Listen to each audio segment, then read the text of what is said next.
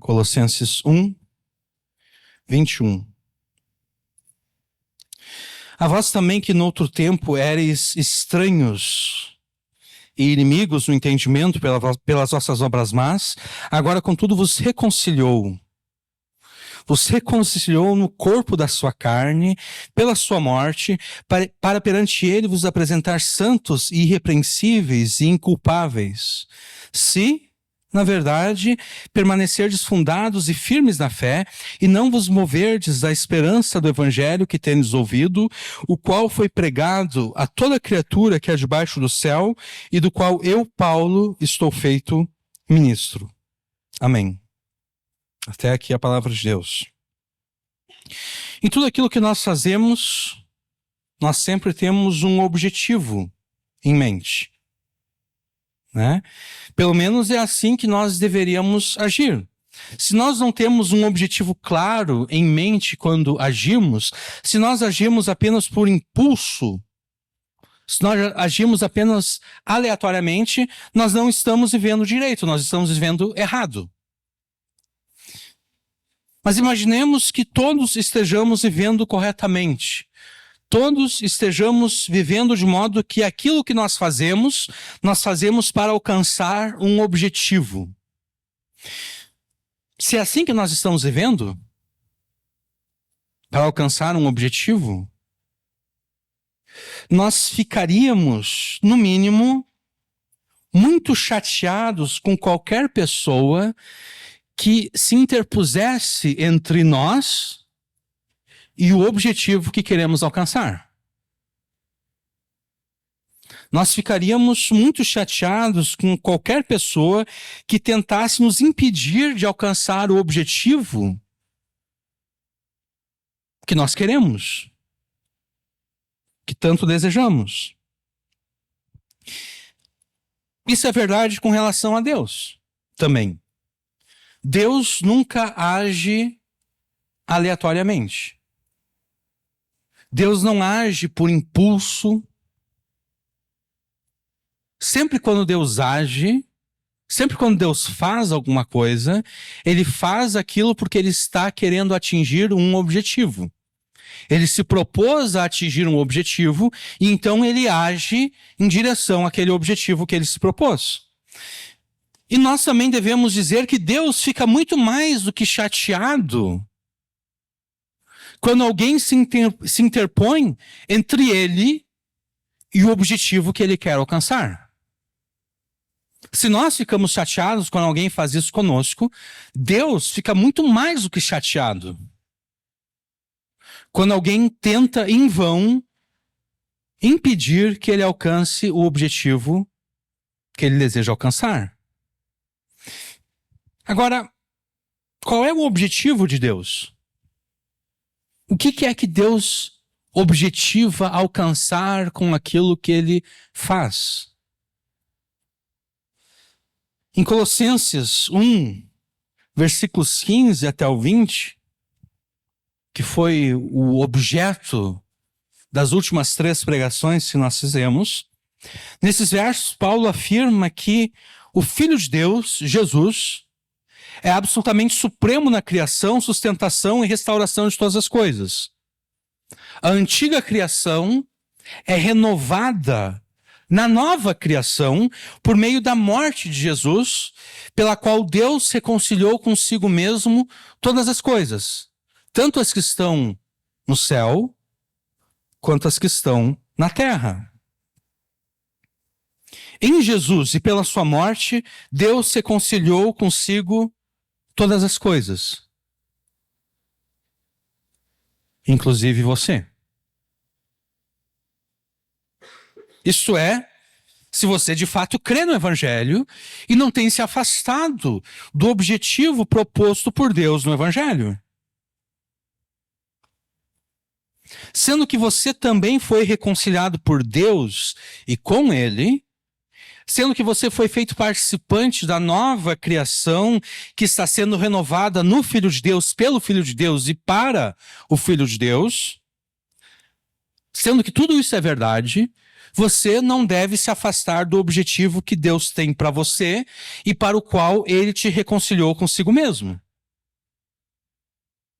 Porque se você se afastar desse objetivo, se você se interpor entre Deus e o objetivo que ele tem para você, Deus ficará muito mais do que chateado com você. De fato,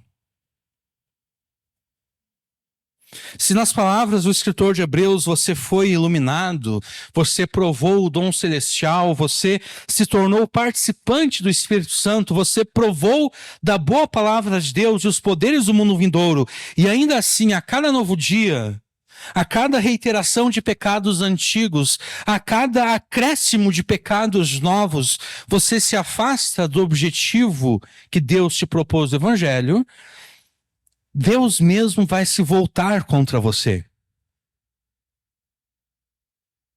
Deus mesmo vai se voltar contra você para te destruir.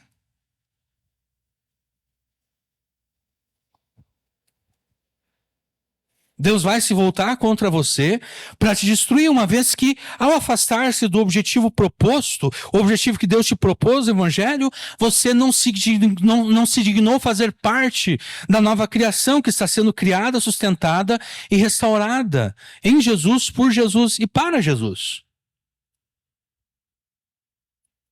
É impossível, pois, que aqueles que uma vez foram iluminados, provaram um dom celestial, se tornaram participantes do Espírito Santo, provaram a boa palavra de Deus, os poderes do mundo vindouro e caíram, sim, é impossível outra vez renová-los para o arrependimento. É disso que o escritor de Hebreus está falando, né? Pessoas que foram reconciliadas com Deus, mas se afastaram do objetivo de Deus ao reconciliá-las. Elas foram iluminadas, provaram o dom celestial, se tornaram participantes do Espírito Santo, provaram a boa palavra de Deus, os poderes do mundo vindouro e caíram.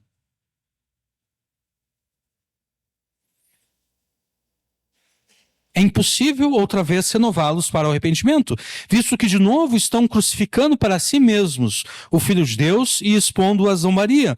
Porque a terra que absorve a chuva, que frequentemente cai sobre ela e produz plantas úteis para aqueles que a cultivam, recebe bênção da parte de Deus.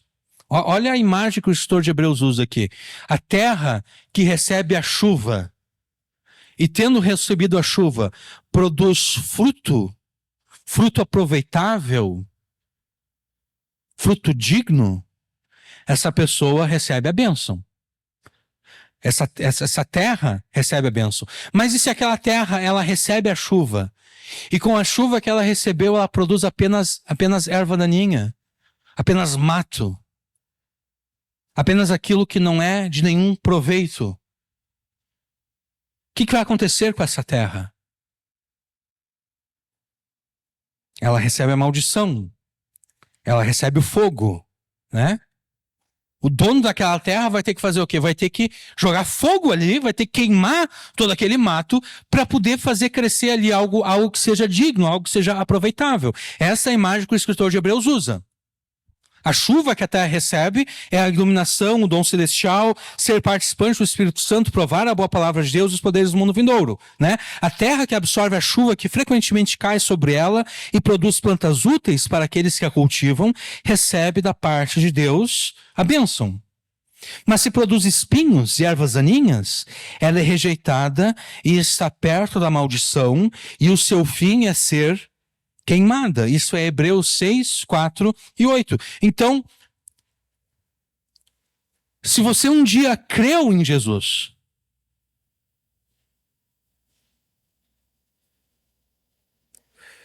mas desde o momento que você creu em Jesus, você começou a se afastar do objetivo pelo qual Deus te redimiu, pelo qual Deus te reconciliou, o teu fim é ser queimado. Deus vai se voltar contra você e vai te destruir com fogo.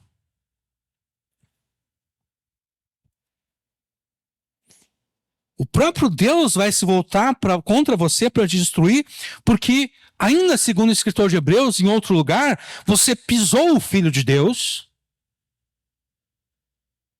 Você profanou o sangue da aliança e você insultou o Espírito da graça. Porque se continuarmos a pecar de propósito, depois de termos recebido o conhecimento da verdade, já não resta sacrifício pelos pecados. Pelo contrário, resta apenas uma terrível expectativa de juízo e fogo vingador prestes a consumir os adversários. Quem tiver rejeitado a lei de Moisés, morre sem misericórdia pelo depoimento de 2 ou 3 testemunhas. Imaginem quanto mais severo deve ser o castigo daquele que pisou o Filho de Deus, profanou o sangue da aliança com o qual foi santificado e insultou o Espírito da graça. Pois conhecemos aquele que disse: a mim pertence a vingança, eu retribuirei. E outra vez, o Senhor julgará o seu povo. Horrível coisa é cair nas mãos do Deus vivo. Essa será a tua recompensa maldita caso você se afaste do objetivo que Deus te propôs no Evangelho e para o qual ele te reconciliou consigo mesmo, por meio do sangue que o seu filho derramou na cruz. Isso quer dizer que você fará muito bem se você não se afastar do objetivo de Deus ao te reconciliar com ele. Mas qual é o objetivo de Deus ao te reconciliar com ele? Porque para que você não se afaste desse objetivo, é necessário que você saiba qual é o objetivo de Deus, né? O objetivo de Deus é exposto por nós aqui por Paulo em 1 Coríntios, em Colossenses, capítulo 1, versículos 21, 22 e 23.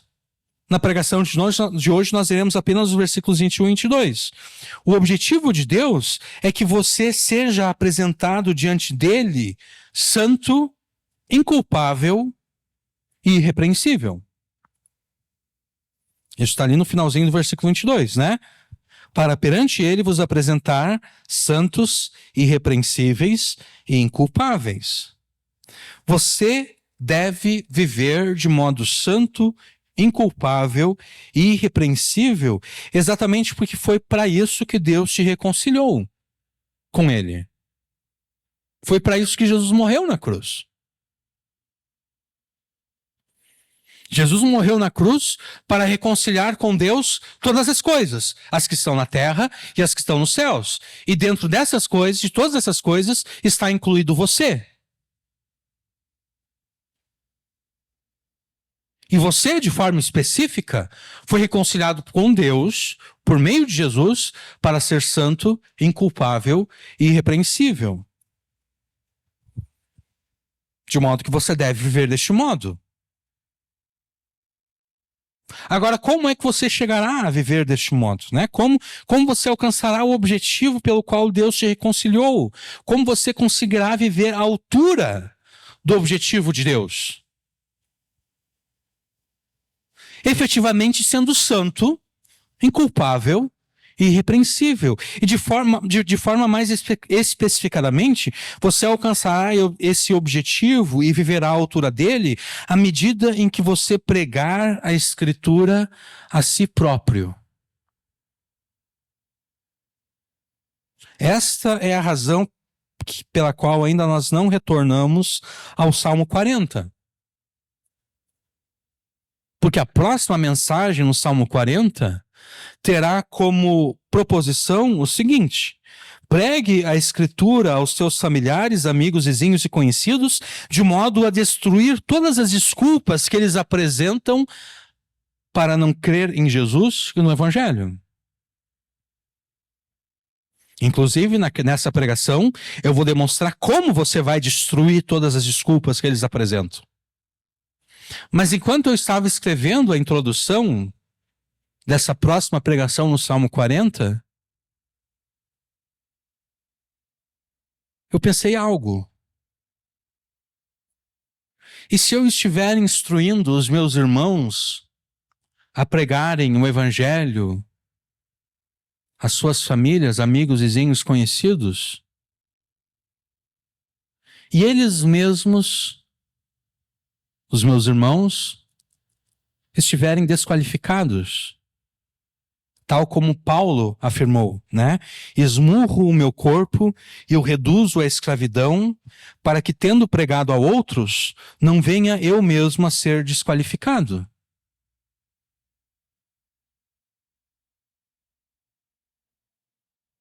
Eu pensei, de que adianta eu ensinar os meus irmãos a destruírem todas as desculpas que os seus familiares, amigos, vizinhos e conhecidos apresentam para não crer em Jesus e na Escritura? Se de repente alguns deles mesmos já se encontram desqualificados.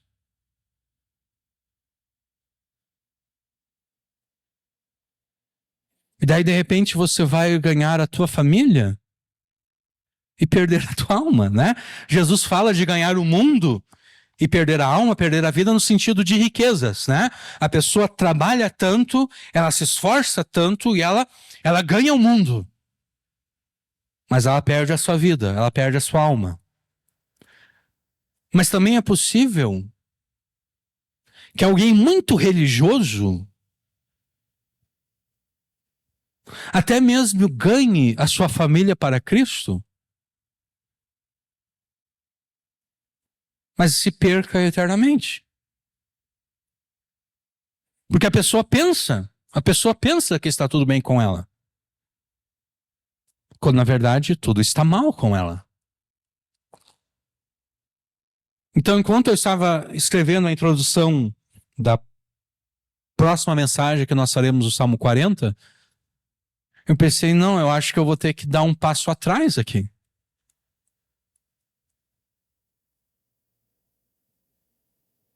Antes de tentarmos salvar os teus familiares, os teus amigos, os teus vizinhos, conhecidos, vamos nos assegurar de que você realmente está salvo. De que os demais irmãos dessa igreja realmente estão salvos. De que os demais irmãos dessa igreja realmente permanecem presos ao objetivo pelo qual ou para o qual Deus os reconciliou.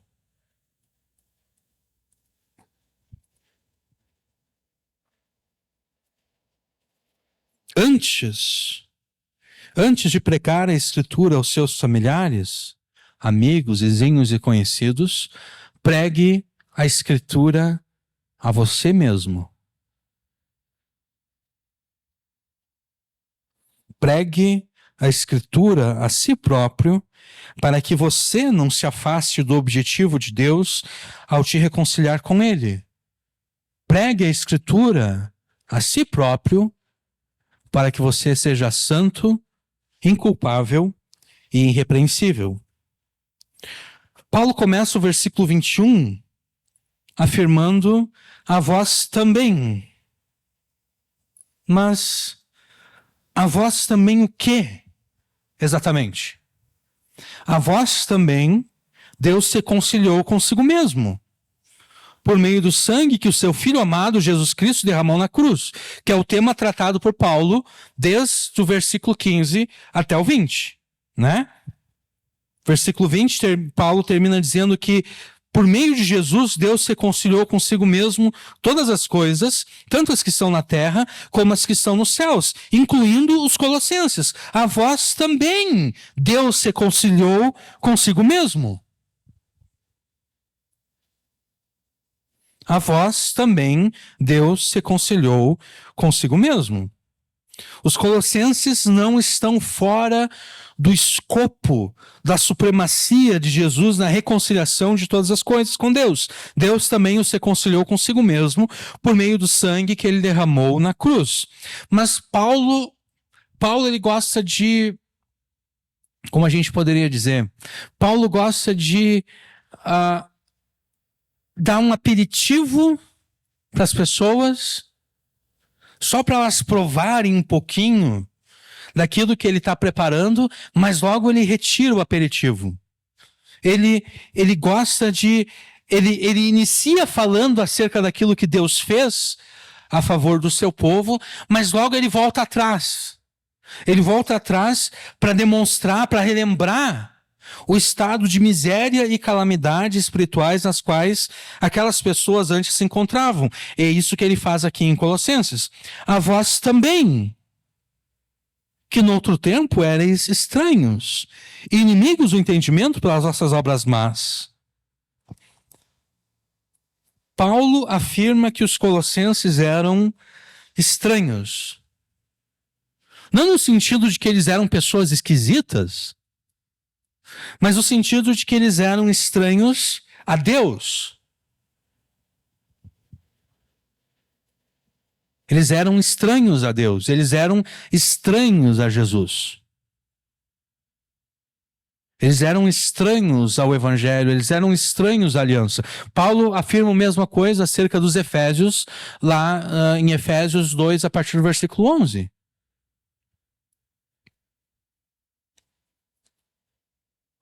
Os colossenses, assim como todas as coisas do céu e na terra,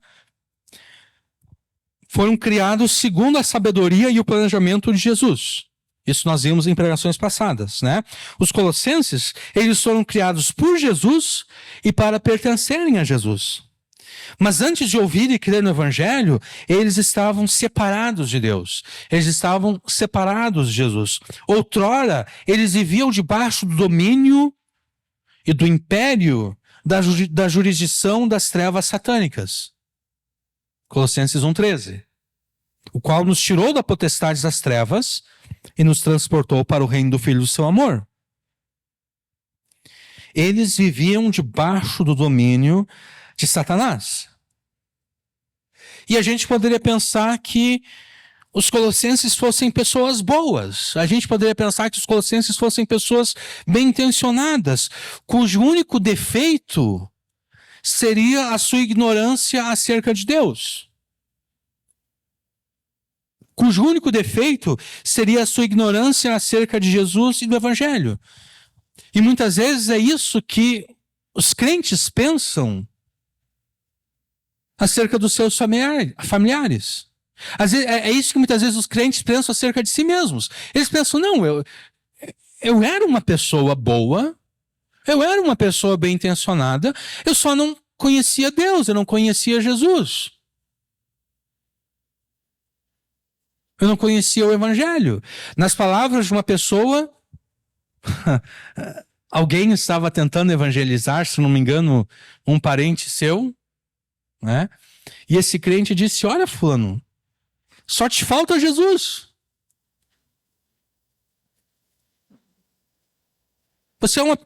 Tu és uma pessoa boa, uma pessoa bem intencionada.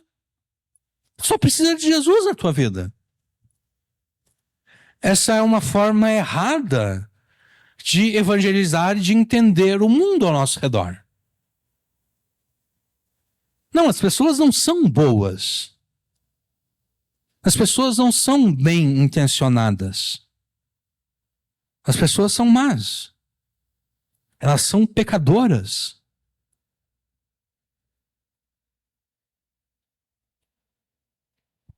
Então, não era o caso que os colossenses fossem pessoas boas, bem intencionadas, cujo único defeito, cuja única falha fosse ser ignorante acerca de Deus, Jesus e o Evangelho. Não, longe disso. Paulo afirma que os colossenses eram inimigos de Deus no entendimento. Inimigos do entendimento pelas vossas obras más. Ou ainda conforme a tradução que eu fiz deste verso, e a vós também que outrora estáveis separados de Deus, sendo inimigos dele na maneira de pensar.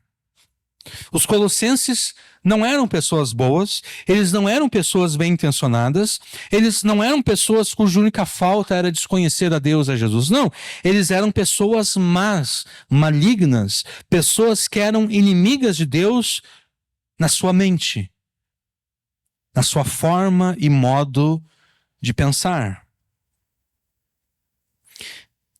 Aqui Paulo se refere à doutrina que recebe na teologia o nome de depravação total, ou ainda os efeitos noéticos do pecado. Noético não vem de Noé. Noético vem da palavra grega nous, que significa mente. Os efeitos noéticos do pecado são os efeitos do pecado na mente. Eles eram inimigos de Deus no seu entendimento, eles eram inimigos de Deus na sua mente, na sua forma de pensar. A doutrina da depravação total afirma que não há aspecto do ser humano que não tenha sido tocado pelo pecado, que não tenha sido corrompido pelo pecado. Tudo o que é próprio do ser humano foi tocado e corrompido pelo pecado. O pecado fez que tudo em nós fosse corrompido, pervertido, depravado, inclusive a nossa mente. Inclusive o modo como pensamos e raciocinamos. Sabe por quê? Você teve dificuldade na escola com algumas disciplinas? Por causa do pecado. A maioria das pessoas tem dificuldade com matemática, né? Por que as pessoas têm dificuldade com matemática? Por causa do pecado. O pecado afeta a mente. O pecado atrapalha o raciocínio.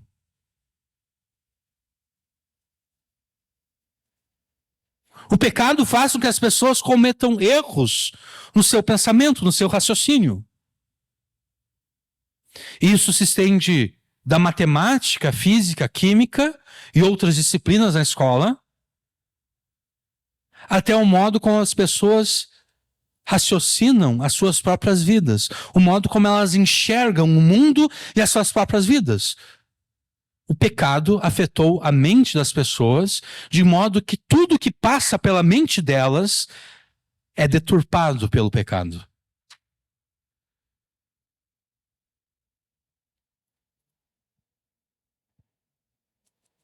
A palavra grega dianoia, que está por trás aqui da tradução que nós temos entendimento, né, inimigos do entendimento, ou ainda conforme a minha tradução, maneira de pensar, essa palavra ela pode ser traduzida como intelecto, mente, pensamento, raciocínio, capacidade de pensar e raciocinar, maneira de pensar e raciocinar, e assim por diante.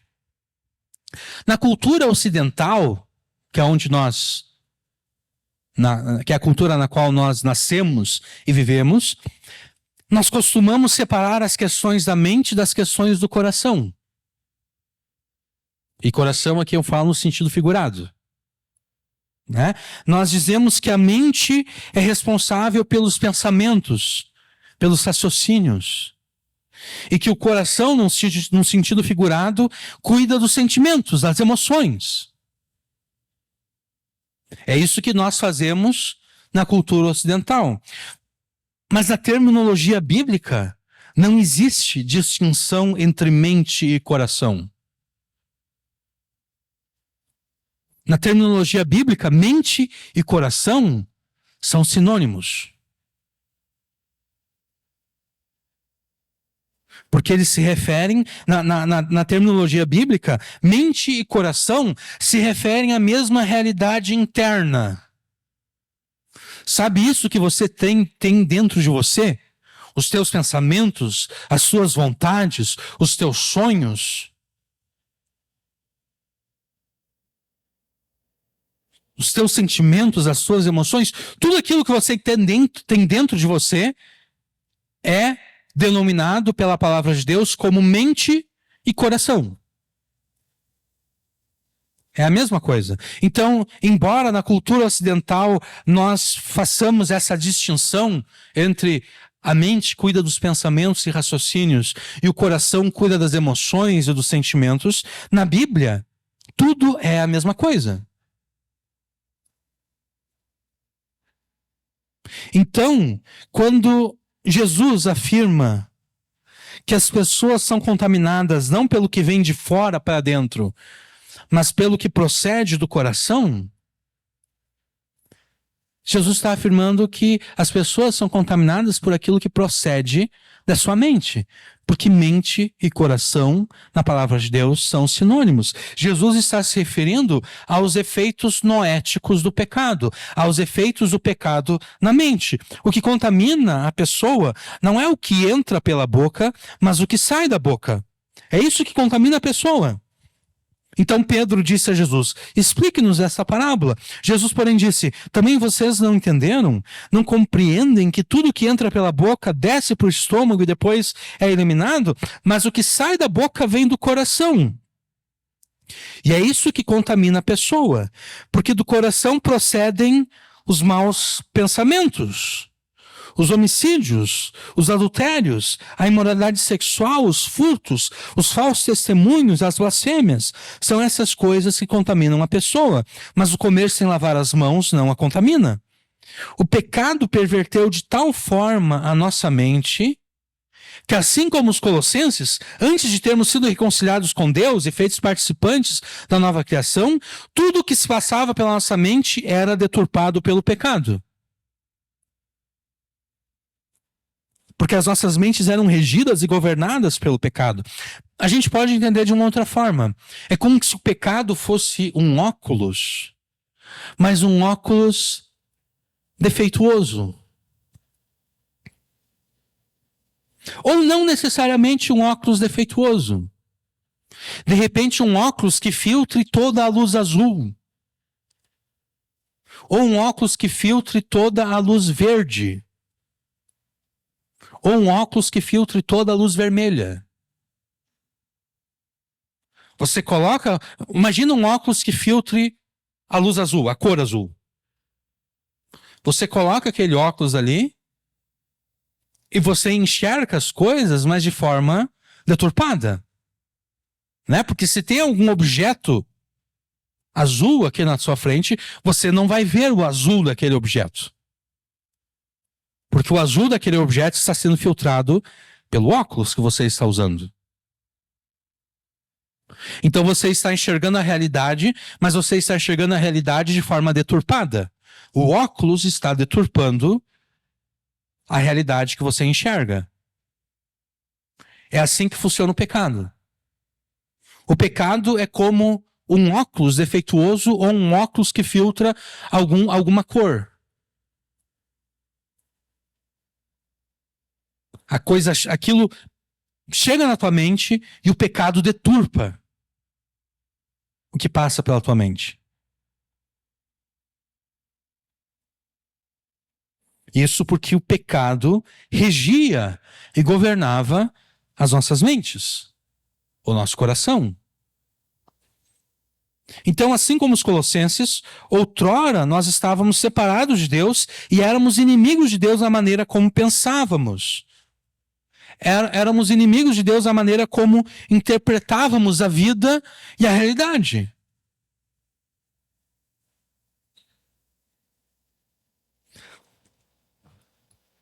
E este é um outro aspecto da depravação total e dos efeitos noéticos do pecado. O pecado em nós deturpa a forma como nós interpretamos a vida e a realidade.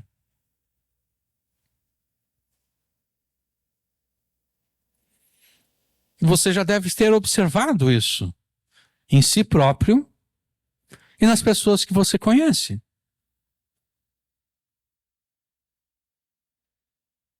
Pecado deturpando a forma como essas pessoas interpretam a vida e a realidade. Você sabe como o teu familiar, amigo, vizinho, conhecido, você sabe como aquela pessoa deveria viver, porque você conhece a Escritura.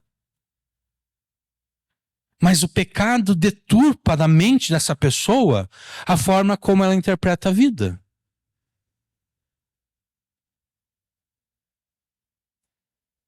E essa pessoa diz: dane-se.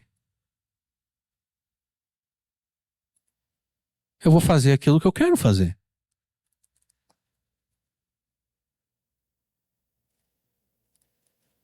Eu vou fazer aquilo que eu quero fazer. Porque é assim que eu interpreto a vida, é assim que eu interpreto a realidade.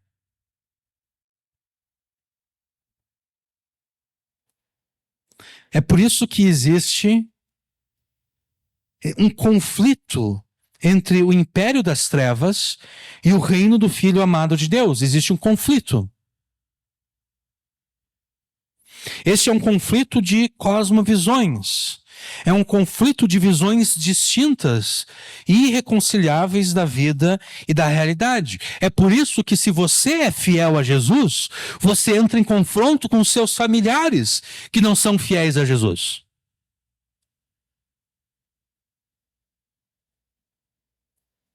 Porque você enxerga a vida de uma forma, da forma como Deus enxerga a vida, e os seus familiares enxergam a vida como o diabo quer que elas enxerguem a vida. Como o pecado faz com que elas enxerguem a vida. Então você diz pro teu familiar, não, você está errado, não é assim que deve ser. E a pessoa diz para você, dane-se, eu quero fazer o que eu quero fazer, e tu não tem nada a ver com isso.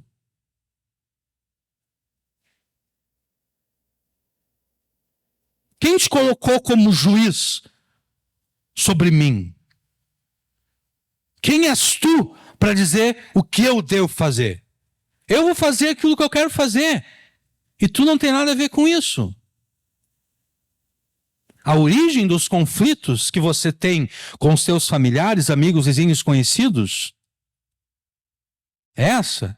É esse confronto de cosmovisões. Você enxerga o mundo de uma forma, na forma como Jesus enxerga o mundo, e eles estão enxergando o mundo de forma deturpada pelo pecado, de forma deturpada pelo próprio Satanás.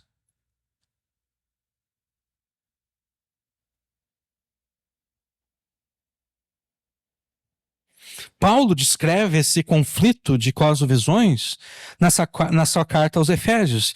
Ele lhes deu vida quando vocês estavam mortos nas suas transgressões e pecados, nos quais vocês andaram no outro tempo, segundo o curso deste mundo, segundo o príncipe da potestade do ar, do espírito que agora atua nos filhos da desobediência. Entre eles também todos nós andávamos no passado, segundo as inclinações da nossa carne, fazendo a vontade da carne e dos pensamentos, e éramos, por natureza, filhos da ira como os demais também. Assim como em Colossenses, em Efésios, Paulo introduz a salvação recebida pelos seus leitores, mas antes de prosseguir, ele volta no tempo para mostrar a falência espiritual em que eles se encontravam. Os Efésios, os Colossenses e todos nós estávamos mortos nos nossos pecados e transgressões. E vivíamos na prática de transgressões e pecados, por quê? Porque seguíamos o príncipe do poderio do ar, príncipe das potestades do ar, porque seguíamos esse espírito que agora governa aqueles que desobedecem a Deus. Nós fazíamos tudo isso simplesmente porque nós fazíamos a vontade da carne. Porque essa era a nossa cosmovisão.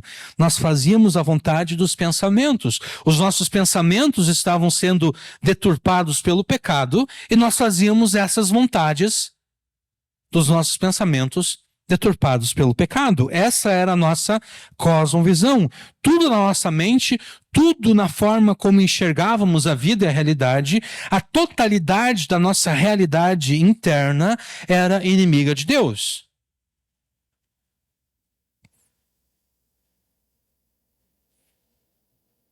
E como já deu para perceber, essa nossa realidade interna, inimiga de Deus, não se permitia ser restringida, de modo que a manifestávamos por meio de obras malignas. E inimigos do entendimento pelas vossas obras, mas como as pessoas demonstram que são inimigas de Deus no seu modo de pensar, na forma como pensam? Através das suas obras más. E a gente poderia acrescentar através das suas palavras malignas também.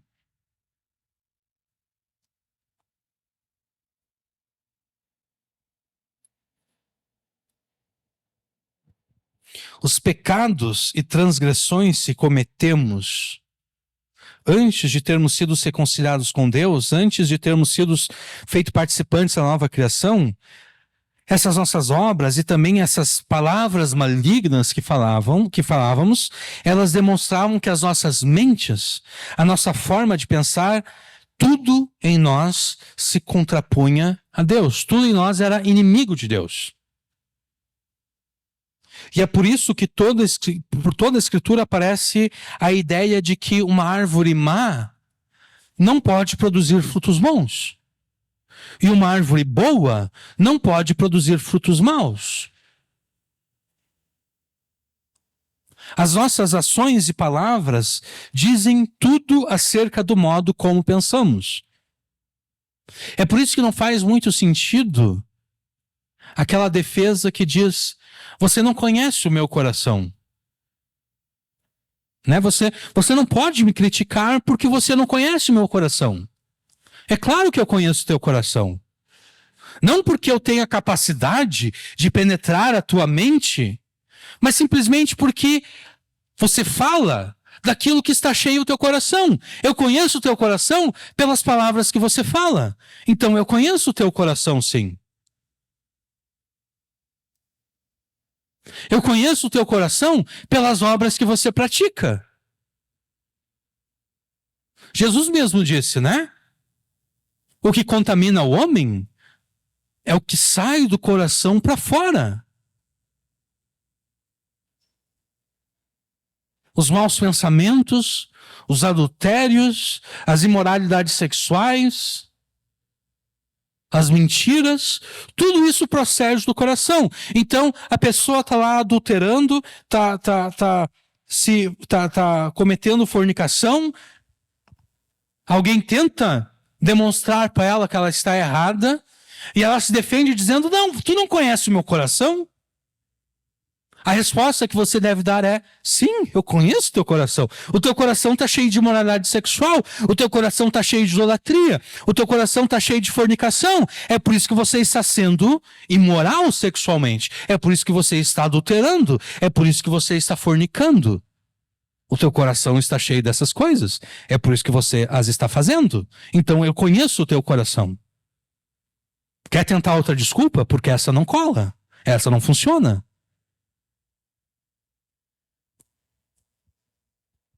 As nossas ações e palavras dizem tudo acerca do modo como pensamos. Se as nossas obras e palavras são malignas, é porque os nossos corações ainda não foram transformados pelo Espírito Santo. É porque ainda somos inimigos de Deus nos nossos pensamentos, no modo como pensamos. Ou seja, se os nossos pensamentos, sentimentos e desejos ainda se contrapõem a tudo aquilo que Deus aprova e a tudo que Ele condena, é porque ainda não fomos efetivamente reconciliados com Deus.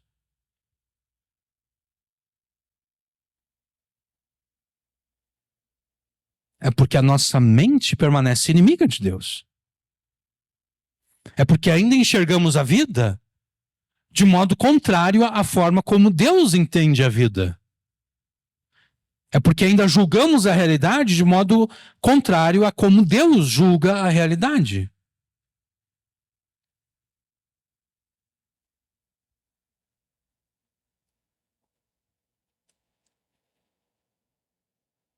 Pensamos, sentimos e desejamos aquilo que Deus desaprova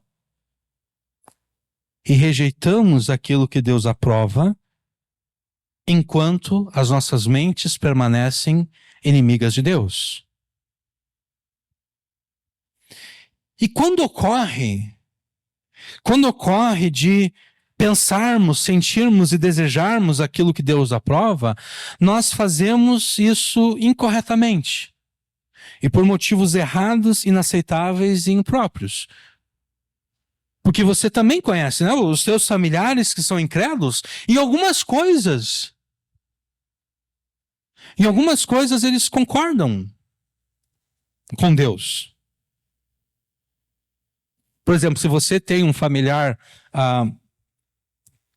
um amigo casado que seja incrédulo, esse teu amigo, esse teu familiar concorda que é errado para o cônjuge dele o trair. Ele concorda com isso. Ele concorda que é errado o seu cônjuge adulterar. Ele talvez não concorde que seja errado ele adulterar. Ele pensa, tudo bem se eu trair o meu cônjuge. Eu não quero que o meu cônjuge me traia. Você certamente conhece pessoas assim. Né? Um familiar, um amigo, pensando num homem agora, né?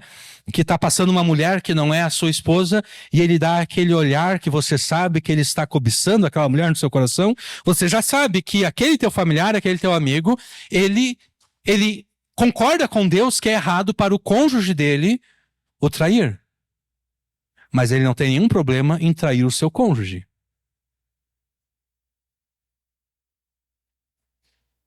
Então ele concorda com Deus, em parte, mas ele concorda com Deus de forma incorreta. Ele concorda com Deus de forma, por motivo errado, inaceitável, impróprio. Ele concorda apenas parcialmente com Deus. Ou como num seriado de comédia que eu gosto muito, chamado The Office, tem um determinado episódio em que o Michael, ele está conversando com a Pam, e ele diz para Pam, eu não quero que você minta para mim. Eu já menti para você, Pam? E ela diz, sim, você mentiu para mim muitas vezes. Aí Michael diz, sim, eu menti para ti. Eu não quero que você minta para mim. É assim que as pessoas são, né? Elas não querem que ninguém minta para elas, mas elas não têm nenhum problema em mentir para outras pessoas.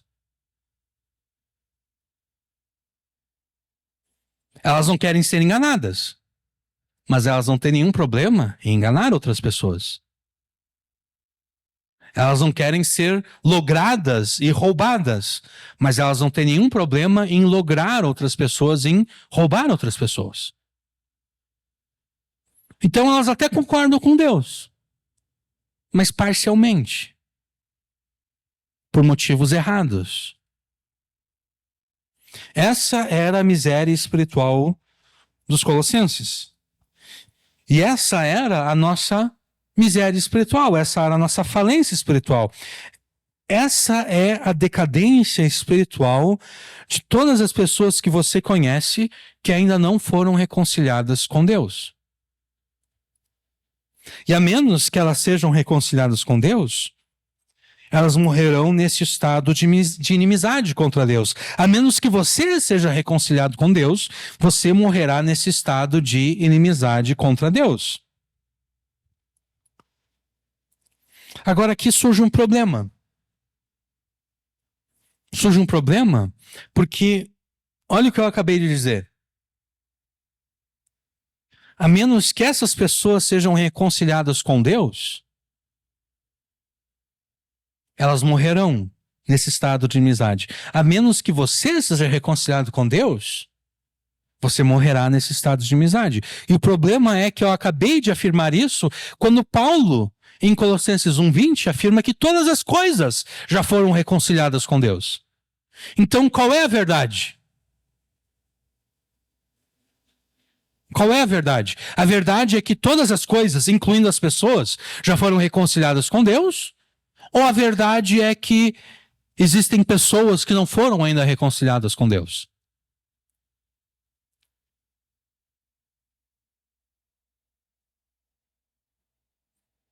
O fato é que as duas afirmações são verdadeiras. E as duas são verdadeiras exatamente porque nós poderíamos dizer, existe um descompasso. Existe um descompasso entre a reconciliação universal efetuada por Jesus e a realidade que nós experimentamos neste mundo agora.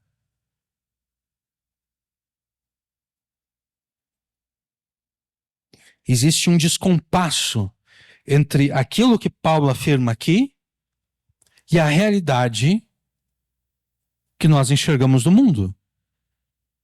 E a realidade que muitas vezes nós enxergamos em nós mesmos. Por que há esse descompasso? entre a reconciliação universal efetuada por Jesus e a realidade que você observa no mundo ao teu redor. Por que há esse descompasso?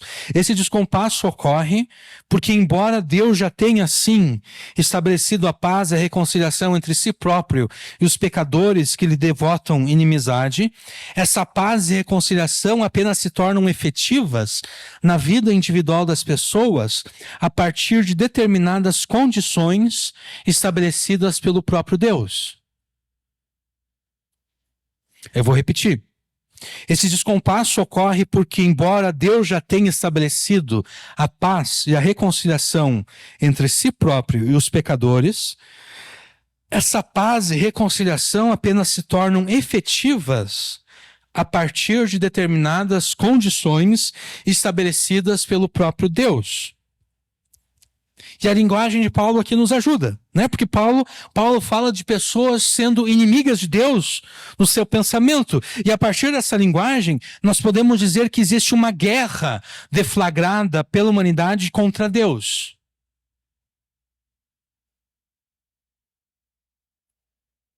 Tá? E essa guerra, ela foi deflagrada, o primeiro tiro foi dado por Adão, quando Adão pecou contra Deus. Ali houve a traição. Ali houve a declaração de guerra, a deflagração da guerra. Ali houve o início da inimizade. E como todo conflito, como toda guerra, a paz e a reconciliação só são possíveis quando o lado perdedor aceita as condições determinadas pelo lado vencedor. É assim que ocorre, é assim que terminam todas as guerras, é assim que terminam todos os conflitos. O lado perdedor deve aceitar as condições de paz determinadas pelo lado vencedor.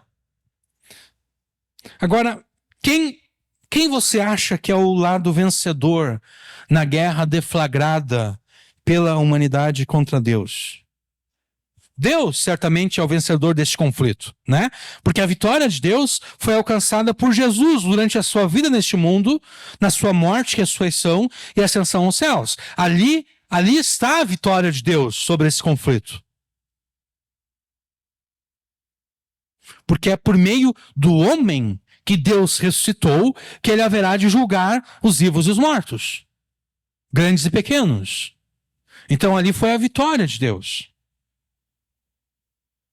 Isso quer dizer que Deus, e somente Ele, tem o direito de determinar as condições de paz, as condições de reconciliação. E essas condições de paz e reconciliação foram explicitadas primeiro por João Batista, o precursor de Jesus. Naqueles dias apareceu João Batista pregando no deserto da Judéia. Ele dizia: arrependam-se, porque está próximo o reino dos céus.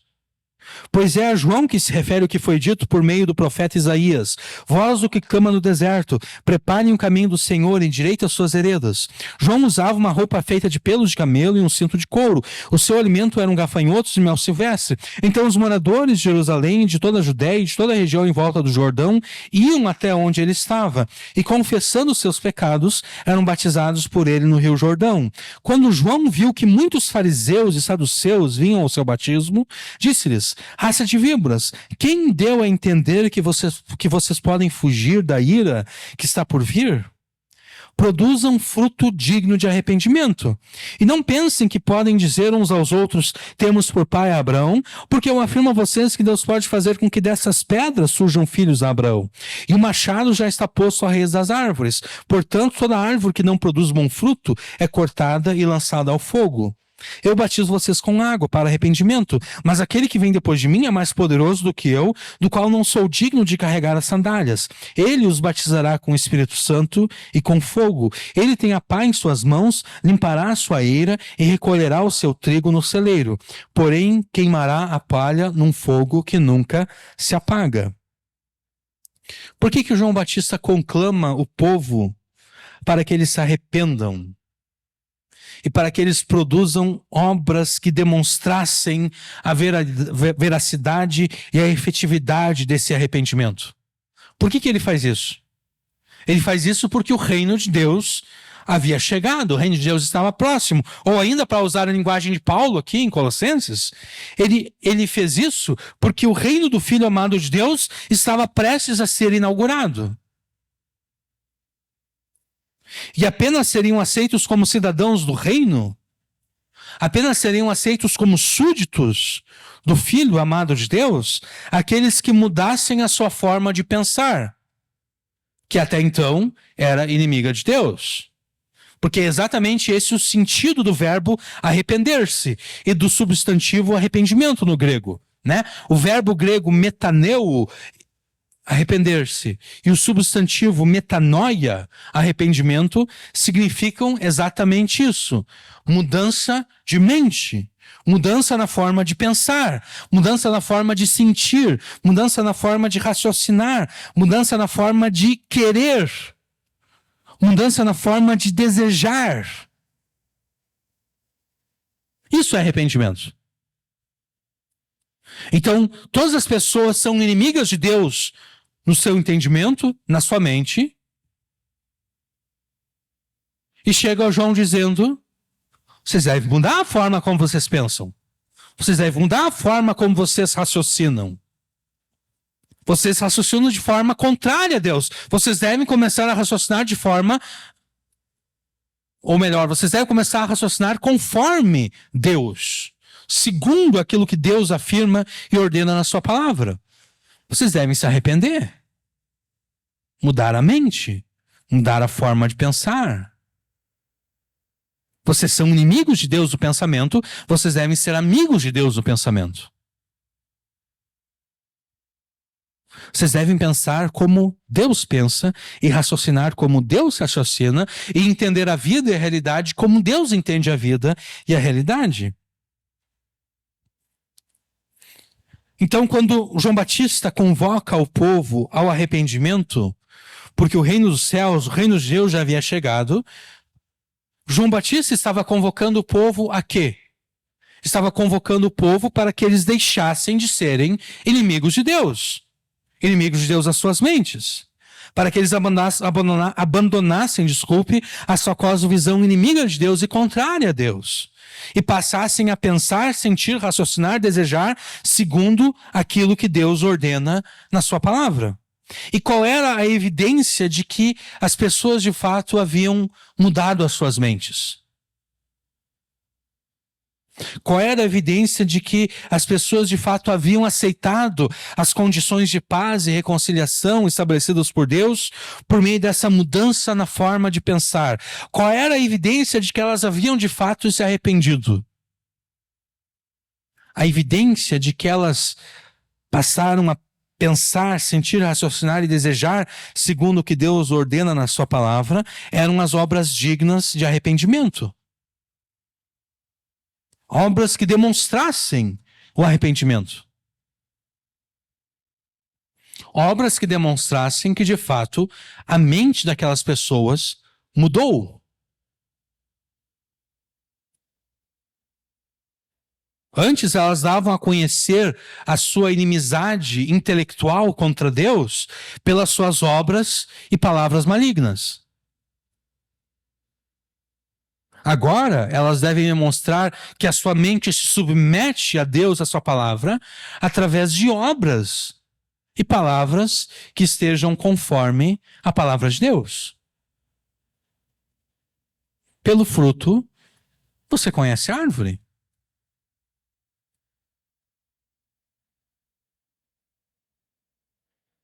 Porque uma árvore boa não pode produzir frutos maus. E uma árvore má não pode produzir frutos bons. Se a mente se submete a Deus, essa submissão intelectual a Deus vai se mostrar em obras boas, em palavras que sejam de acordo com a palavra de Deus. Se a mente continua em inimizade contra Deus, essa inimizade se mostrará em obras más, em palavras más.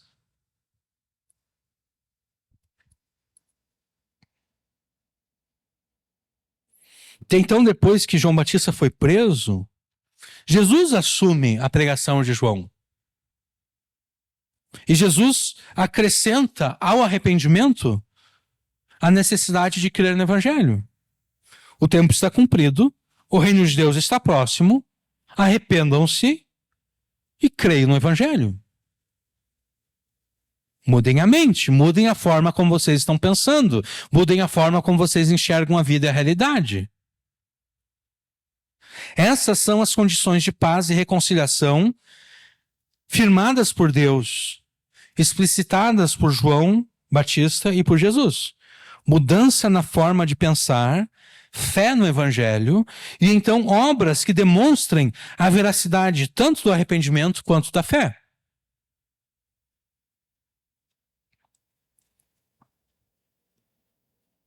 Essas são as condições que Deus estabeleceu para que você e qualquer outra pessoa seja pacificada e reconciliada com Ele.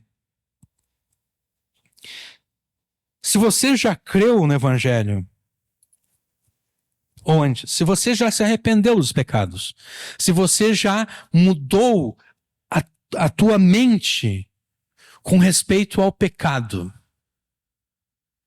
antes você via o pecado como algo bom, como algo desejável. Você só via o pecado como algo mal quando o pecado era cometido contra você. Quando alguém mentia para você, quando alguém te enganava. Mas quando você era o mentiroso, quando você era o enganador, quando você era o roubador, você via o pecado como algo bom. Quando você era o traidor, o adultério era bom. Quando você era o traído, o adultério era mal. Mas sendo você o adúltero, sendo você o traidor, o adultério era bom.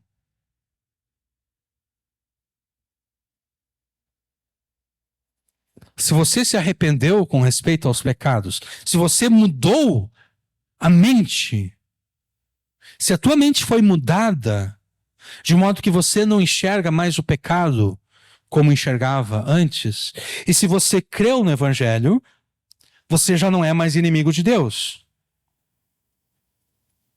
A tua mente não é mais inimiga de Deus. Você pensa como Deus pensa. Você enxerga a vida e a realidade como Deus enxerga a vida e a realidade. Isso quer dizer que agora mesmo você está num estado de paz e reconciliação com Deus.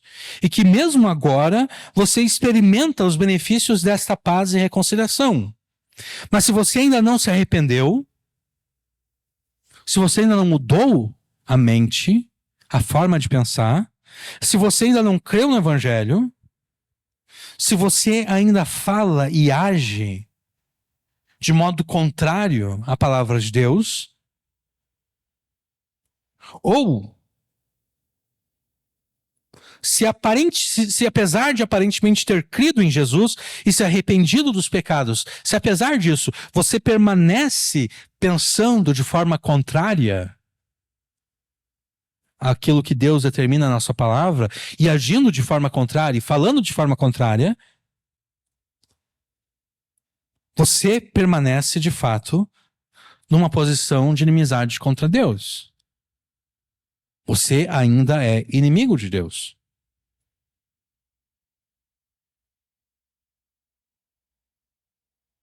E se você ainda é inimigo de Deus, o que você está esperando? Rogue ao Espírito Santo para que ele te capacite a verdadeiramente crer no Evangelho e a mudar a tua forma de pensar. Peça isso ao Espírito Santo. Mas não apenas peça isso ao Espírito Santo. Peça, e então num ato de fé, faça tudo o que estiver ao teu alcance para de fato arrepender-se dos pecados e crer em Jesus.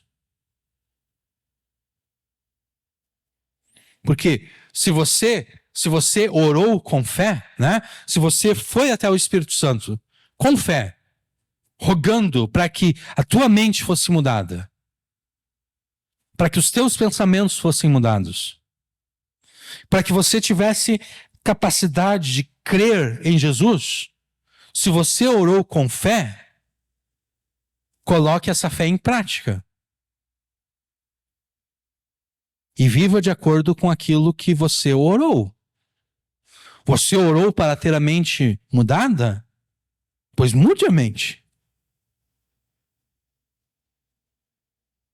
Você orou para ter a capacidade de crer em Jesus, no Evangelho? Creia em Jesus e no Evangelho. É o mesmo que, eu já dei esse exemplo, mas vou repetir. Um casal está enfrentando problemas no casamento e o marido se coloca a orar a Deus para que os problemas sejam resolvidos. Que bom que ele vai orar a Deus para que os problemas sejam resolvidos. Mas não basta ele orar a Deus para que os problemas sejam resolvidos e ele continuar desobedecendo a Deus dentro do casamento. Essa oração não faz muito sentido, né?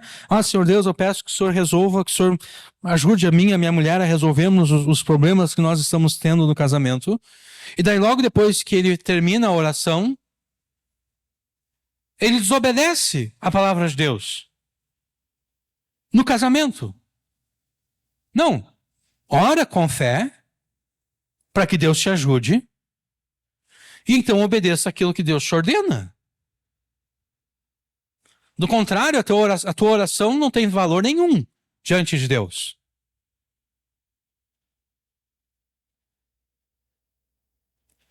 Então, rogue ao Espírito Santo para que ele te capacite a mudar a forma de pensar, a crer no Evangelho, e então, num ato de fé, faça tudo o que estiver ao teu alcance para, de fato, arrepender-se dos pecados e crer em Jesus. Porque, com certeza, Deus não despreza aqueles que se humilham diante dele. Há um Salmo 51, se eu não me engano, que o salmista afirma que Deus não despreza um coração contrito. Deus não despreza um coração humilde. Deus não despreza a pessoa que se humilha diante dele e pede ajuda, pede auxílio. Deus não despreza.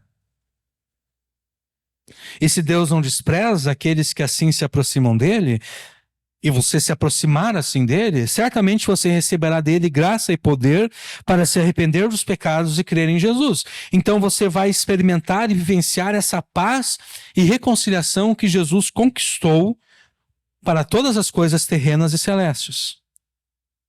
Os colossenses, outrora inimigos de Deus e nos seus pensamentos, palavras e ações, agora foram reconciliados e pacificados com Deus, assim como nós também.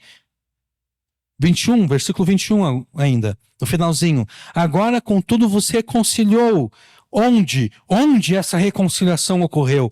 No corpo da sua carne, pela sua morte, para perante ele vos apresentar santos, irrepreensíveis e inculpáveis. Nós falamos bastante acerca de pacificação e reconciliação, mas nós ainda não definimos o que essas palavras significam, né? Essas palavras, nós podemos entender elas como palavras sinônimas, que têm basicamente o mesmo sentido, o mesmo significado. Reconciliar, quando Deus se reconcilia consigo mesmo todas as coisas pelo sangue do seu Filho, Deus estava restaurando a prévia relação harmoniosa que havia entre ele e a criação. Porque é isso que essa palavra pressupõe, né? Reconciliar duas partes, duas pessoas, tem como pressuposição a ideia de que as duas pessoas antes viviam numa relação harmoniosa.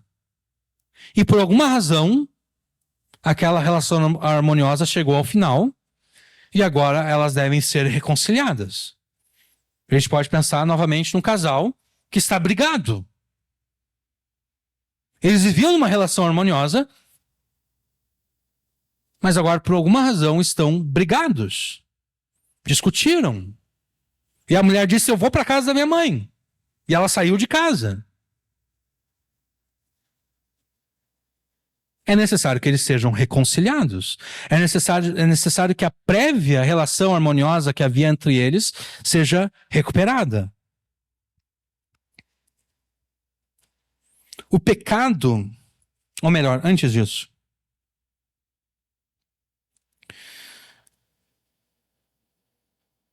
quando Deus se reconcilia consigo mesmo todas as coisas, pelo sangue de Jesus, Deus estava fazendo o quê? Deus estava restaurando essa relação harmoniosa que havia entre ele e a criação. Por que havia essa relação harmoniosa entre Deus e a criação? Porque Jesus é o agente da criação, o Filho de Deus é o agente da criação, e todas as coisas foram criadas nele, por ele e para ele.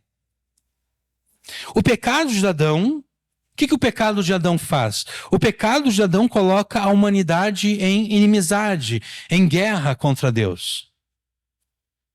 Ou seja, o pecado quebra aquela relação harmoniosa. E então, como resultado, toda a criação, todas as coisas são colocadas debaixo da maldição de Deus. Por que todas as coisas são colocadas debaixo da maldição de Deus? Porque Adão era aquele que recebeu de Deus autoridade sobre todas as coisas. Quando Adão se coloca numa posição de inimizade contra Deus, toda a criação se coloca numa posição de inimizade contra Deus. Tudo que foi criado, tanto nos céus como na terra.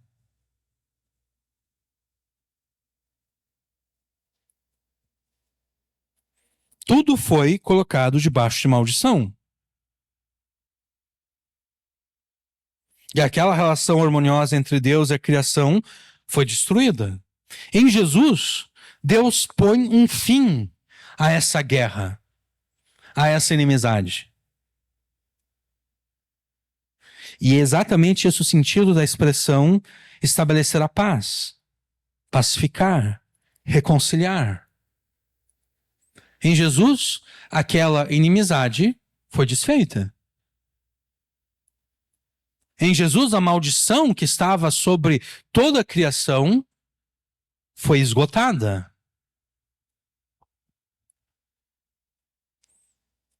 Ao destruir a maldição e o próprio pecado na cruz, Deus pôs um fim às hostilidades que haviam entre Ele próprio e a criação, representada pela humanidade.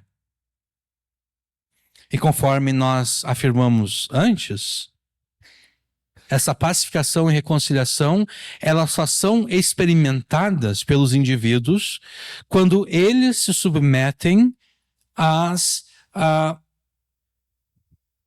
àquilo que Deus determinou. Quando eles se submetem às condições determinadas por Deus. Deus diz, olha, eu pus um fim a essa guerra entre nós. Eu pus um fim a essa inimizade. A maldição já era. O meu filho levou a maldição sobre si. O meu filho levou a penalidade dos pecados sobre si. Basta que você se arrependa. Basta que você mude a mente.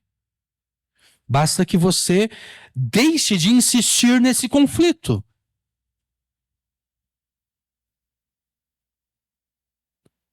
Basta que você deixe de ser como aqueles soldados japoneses que ficaram isolados em alguma ilha, em alguma ilhazinha lá no Pacífico, e não tomaram conhecimento de que a Segunda Guerra Mundial já tinha acabado. É porque ocorreram coisas assim. Soldados japoneses que ficaram isolados em ilhazinhas lá no Pacífico, que não ficaram sabendo que o Japão se rendeu. E eles continuavam muitas das vezes até por décadas. 10 anos, 20 anos, eles continuavam como se estivessem ainda em guerra. Por quê? Porque eles estavam isolados, eles não sabiam que o conflito tinha chegado até o final, eles estavam lá escondidos na mata. Tinha um que a parte da ilha que ele estava vivendo era isolada, não tinha habitantes, mas a outra parte da ilha tinha habitantes. E ele percebeu que os habitantes daquela ilha eram americanos. O que ele fazia? Ele criava emboscadas emboscadas para aqueles americanos, porque ele pensava que ele ainda estava em combate, ele ainda estava em guerra. Ele não sabia que a guerra tinha acabado. Não seja como esses soldados japoneses. A guerra já acabou. Para quê? Porque a guerra já acabou e Deus já derrotou os seus inimigos. Para que você vai continuar combatendo contra Deus? Você já perdeu. Se renda. Arrependa-se. Mude a mente.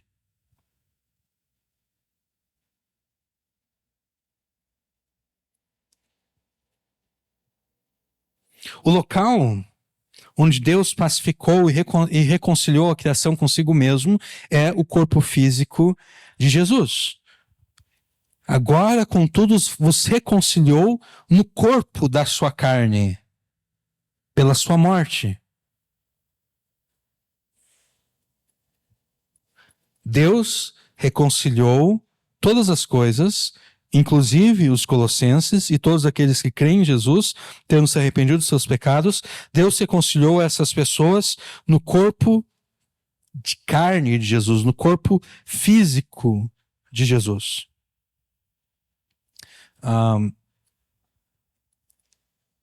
E qual é o objetivo de Deus? O objetivo de Deus é que aqueles que foram reconciliados sejam apresentados diante dele santos, irrepreensíveis e inculpáveis. Esse é o objetivo. O objetivo de Deus ao reconciliar todas as coisas, e especialmente a reconciliar consigo mesmo os colossenses e a nós também, pela morte e ressurreição de Jesus, o objetivo é para que todos que nos arrependemos dos pecados e cremos em Jesus, sejamos apresentados por Ele, a Ele mesmo, na condição de pessoas santas, inculpáveis e irrepreensíveis. Agora, o que essas palavras significam? Santo descreve aquela pessoa que, além de estar isenta de pecado, foi separada por Deus para o uso dele. A pessoa santa é aquela que está isenta de pecado, mas não apenas isso. Ela está isenta de pecado exatamente porque Deus deseja fazer uso dela. Antes ela era um instrumento de profanação. Em função dos seus pecados, ela profanava tudo que ela tocava. Agora, ela é santa. Além de estar isenta de pecado, Deus a quer usar para o serviço dele. Inculpável descreve a pessoa que não tem defeitos morais. A pessoa que não tem defeitos espirituais. A pessoa que não tem culpa. A pessoa que é inocente. Já irrepreensível é a pessoa que, por não ter culpa, a pessoa que, por ser inocente, não tem por que ser repreendida. Ela não é passível de ser repreendida. É mais ou menos como Jesus. Jesus está lá no Sinédrio e o sumo sacerdote faz sinal para alguém, para essa pessoa ferir a Jesus. E um sacerdote, não sei, um fariseu, chega lá e dá uma bofetada em Jesus. E Jesus afirma o seguinte: olha, se eu falei mal, dá testemunho do mal. Né? A gente está aqui no Sinédrio, nós estamos no tribunal judaico, onde nós devemos discutir essas coisas. Se eu falei mal, dá testemunho do mal que eu falei. Mas se eu não falei mal, eu sou irrepreensível. E se eu sou irrepreensível, por que tu estás me repreendendo com essa bofetada?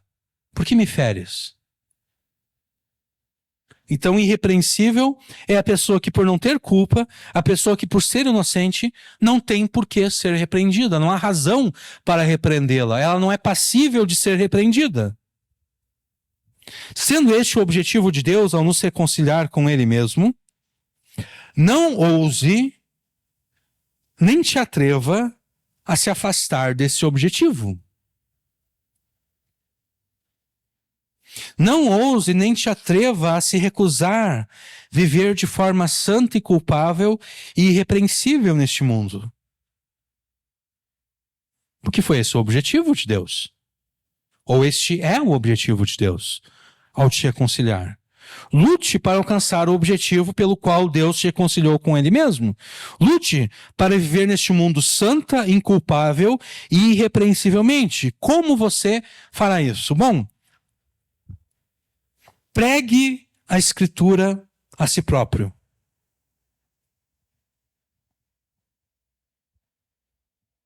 Esse pode ser talvez um conceito novo para você.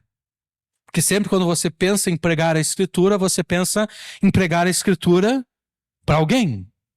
Você pensa em pregar a Escritura para um familiar, amigo, vizinho, conhecido, porque você quer que essa pessoa se arrependa dos seus pecados e creia em Jesus. Mas é necessário que, antes de pregar a Escritura a outras pessoas, na verdade eu não vou me expressar dessa forma, eu vou mudar. É necessário que, enquanto você prega a Escritura aos outros, você também pregue a Escritura a si próprio. Para que você não corra o risco que Paulo ressaltou aos Coríntios. O risco de ter pregado aos outros e de repente se encontrar desqualificado. O risco de ter ajudado os outros e de repente perceber que, opa, eu estou tentando ajudar as pessoas a se voltarem para Deus e no fim eu mesmo estou me rebelando contra Deus. E a gente pode pensar que esse risco é um risco difícil de se tornar realidade, mas na verdade ele é bem fácil. A gente pode pensar nesse pastor, pregador famoso norte-americano que, questão de um mês, quase 2 meses agora já, se descobriu que ele vivia numa relação errada com uma mulher há 5 anos.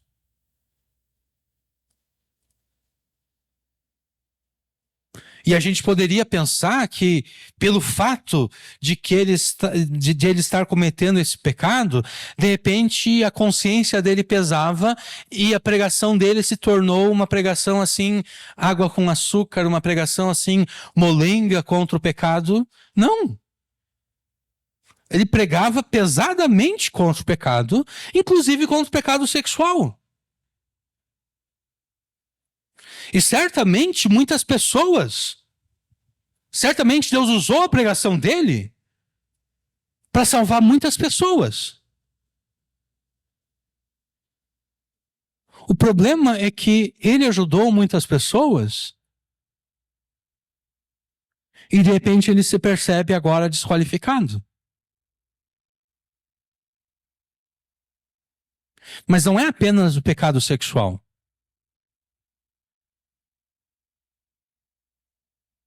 Qualquer pecado que demonstre inimizade contra Deus. Pode ser algum pecado sexual, pode ser uma simples mentira, um simples engano. Um simples fingimento. Que você vai mantendo ao longo do tempo. Que você vai sustentando ao longo do tempo. Do qual você nunca se arrepende. Do qual você nunca volta atrás. O qual você nunca confessa. De repente você está pregando a outros, mas tem essa coisinha aqui na tua vida que parece pequena. Mas ela está te desqualificando. Então, como é que você alcançará esse objetivo para o qual Deus te reconciliou? Como é que você viverá à altura desse objetivo?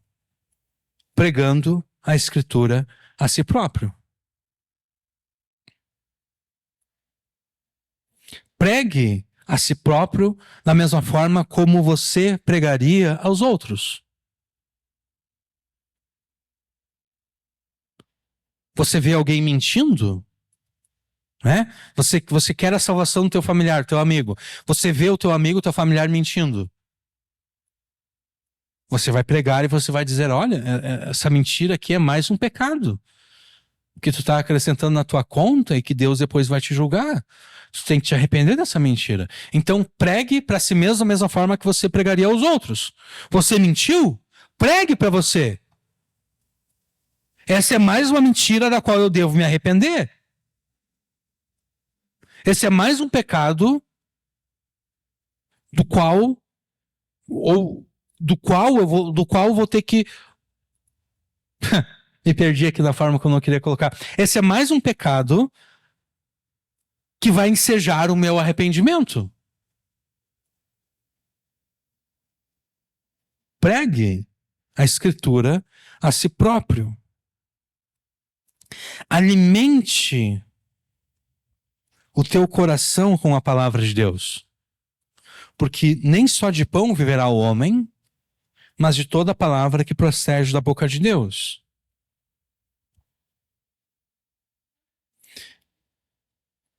Se você não alimentar a tua mente ou o teu coração com a palavra de Deus, você vai estar alimentando com outra coisa. Porque a tua mente e o teu coração, eles não passam fome. Não, a tua mente e o teu coração não fazem jejum. Eles sempre vão se alimentar de alguma coisa. Se você não alimenta o teu coração com a palavra de Deus, será com outra coisa que você estará alimentando. E daí o que vai acontecer é o seguinte, né? Como o coração, como a mente controlam os pensamentos e como aquilo que contamina o homem procede da mente e do coração, se você está enchendo a tua mente e teu coração de coisas contrárias à palavra de Deus, é isso que vai sair na tua boca. E é isso que será demonstrado a partir das tuas ações.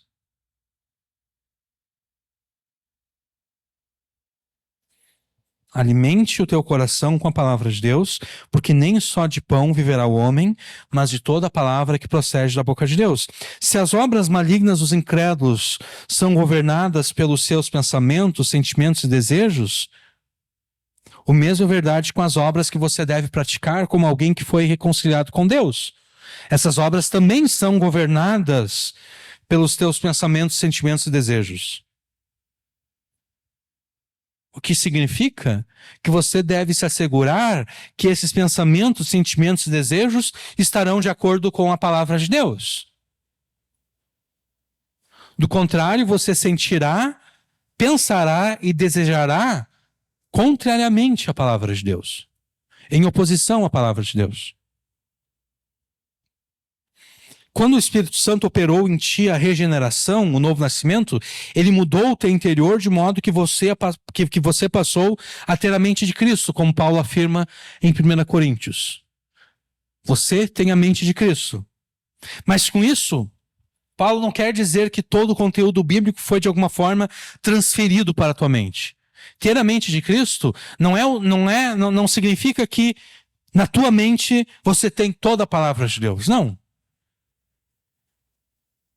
Ter a mente de Cristo é... como é que eu posso colocar? A tua mente era incompatível com a palavra de Deus. A tua mente era incompatível com a palavra de Deus. Quando o Espírito Santo transforma a tua mente, o teu interior, quando você nasce de novo, o Espírito Santo faz com que a tua mente passe a se tornar compatível com a palavra de Deus.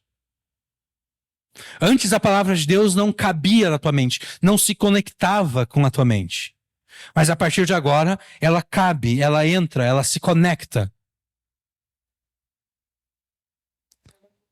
Ela concorda, isso. Mas não basta isso. Não basta que a tua mente, não basta que a tua mente concorde com a palavra de Deus. É necessário que a tua mente saiba com o que ela está concordando.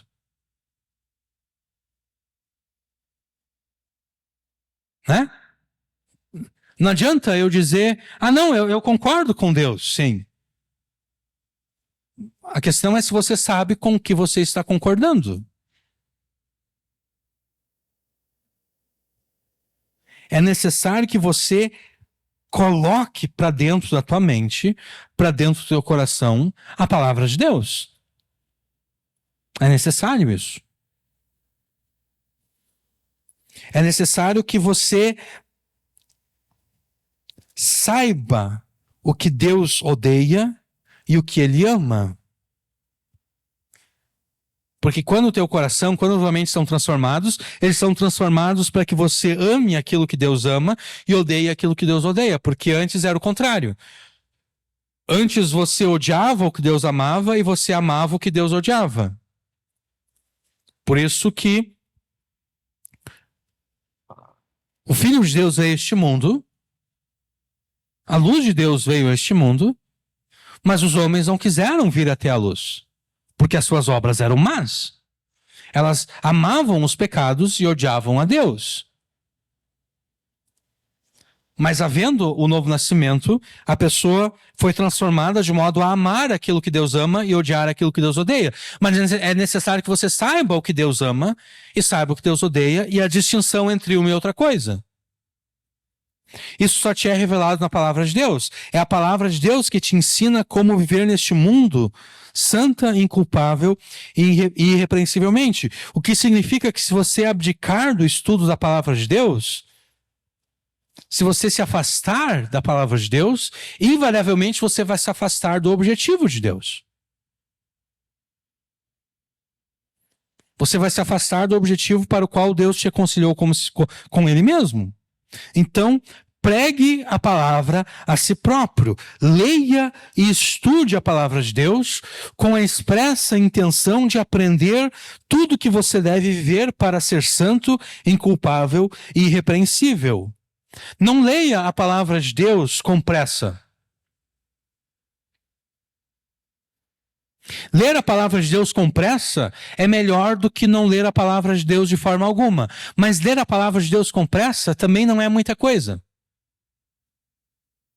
É melhor do que não ler, mas também não é muito melhor do que não ler. Vocês compreendem o que eu estou dizendo? Ler a palavra de Deus com pressa é melhor do que não ler de forma alguma. Mas não é muito melhor do que não ler de forma alguma. Porque se você ler com pressa, você vai entender alguma coisa? Você vai aprender alguma coisa? Você aprende alguma coisa lendo com pressa?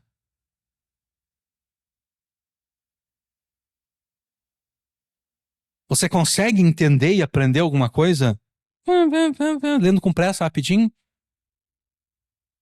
Não. Você não aprende nada lendo com pressa. Então, não leia com pressa. Mas eu não tenho tempo. Você tem tempo. Você tem tempo para aquelas coisas que você quer fazer. Para as coisas que você quer fazer, você tem tempo. Então você tem tempo. Você nunca tem tempo para as coisas que você não quer fazer. Por exemplo, se alguém te convida para algum compromisso que você não está muito afim de fazer, você sempre consegue encontrar alguma razão. Eu não posso porque tem isso, né? Você consegue encontrar uma razão para não fazer aquilo que você não quer fazer.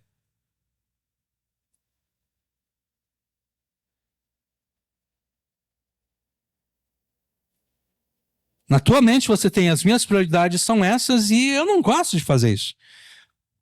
Então, para que eu vou fazer?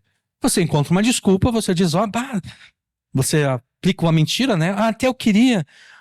Até queria. Na verdade, você não queria, mas, né? Eu até queria, mas eu não vou poder porque tem isso e aquilo. Mas para aquelas coisas que você quer, para aquelas coisas que você gosta, você tem tempo. Então, não é que você não tem tempo para ler a Escritura.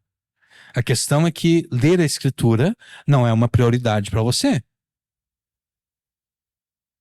Então, isso deve ser mudado.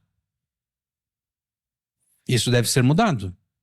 A partir de agora, a tua prioridade, ou pelo menos, não a tua única prioridade, mas a tua prioridade principal, deve ser qual? Deve ser buscar o reino de Deus e a sua justiça.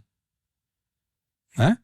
Essa deve ser a tua prioridade primordial, aquela que está acima de outras coisas. Não quer dizer que você não possa ter outras prioridades, mas essas outras prioridades se submetem à prioridade principal.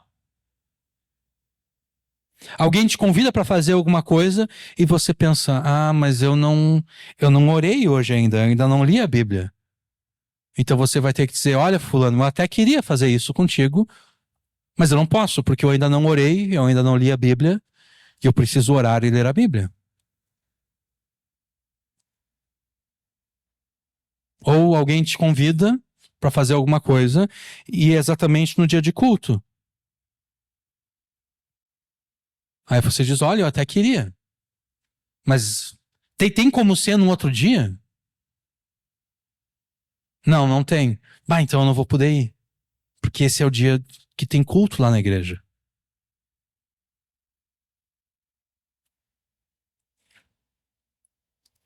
Mas eu já me adiantei aqui, deixa eu voltar. Não leia a palavra de Deus com pressa, como quem quer logo se ver livre dessa coisa chata, maçante e entediante. Porque se você considera a palavra de Deus algo chato, maçante, entediante, será que realmente teu coração já foi transformado? Será que a tua mente foi transformada? Será que você foi reconciliado?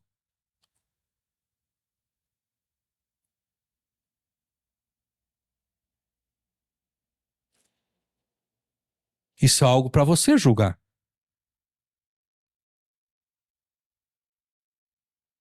Se você acha a palavra de Deus chata, maçante, entediante,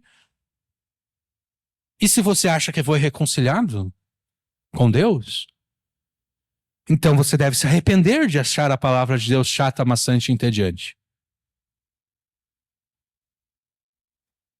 Se você acha a palavra de Deus chata, maçante e entediante, e você chega à conclusão que isso indica que você não foi reconciliado com Deus, então você deve fazer aquilo que eu apontei antes.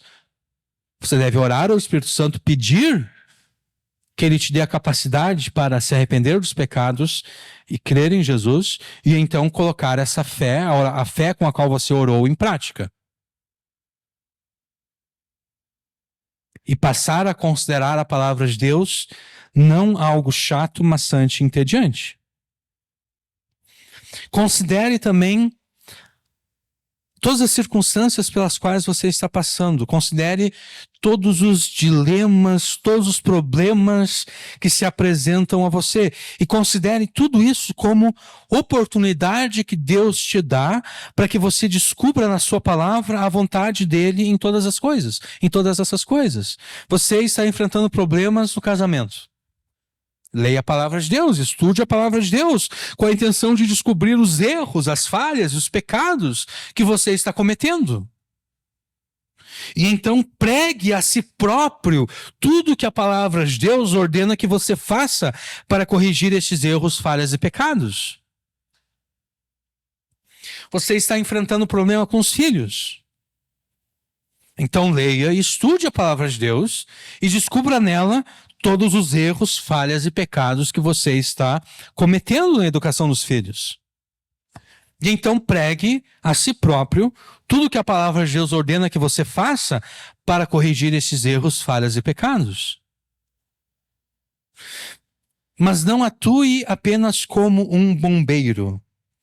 Não fique simplesmente apagando incêndios à medida em que eles aparecem.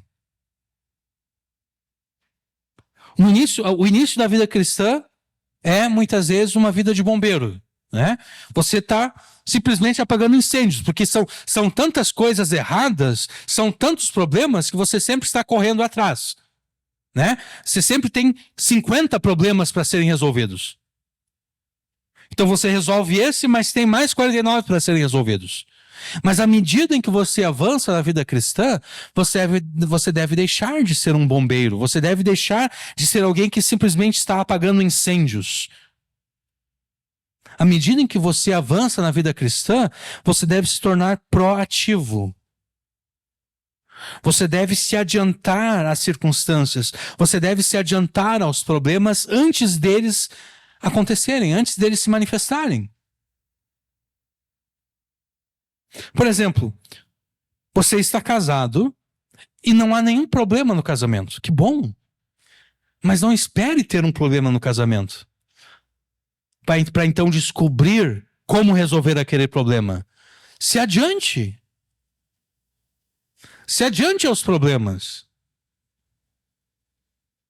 Leia e estude a Escritura com a intenção de descobrir todos os erros, falhas e pecados que você deve evitar no casamento, para que eles nem cheguem a acontecer.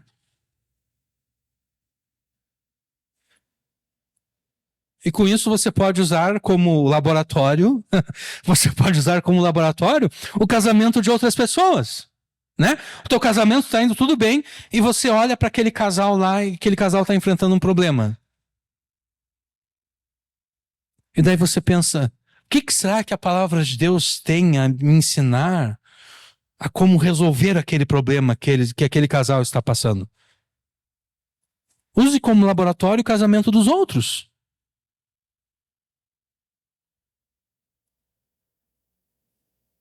E de repente você até vai poder ajudar esse casal, né? Porque você vai ler e estudar a Escritura para tentar entender como a palavra de Deus ordena que aquele problema seja resolvido. Você já mata 2 coelhos com uma cajadada só. Você já sabe o que fazer para evitar que o teu casamento enfrente aquele problema. E você vai poder ajudar aquele casal amigo.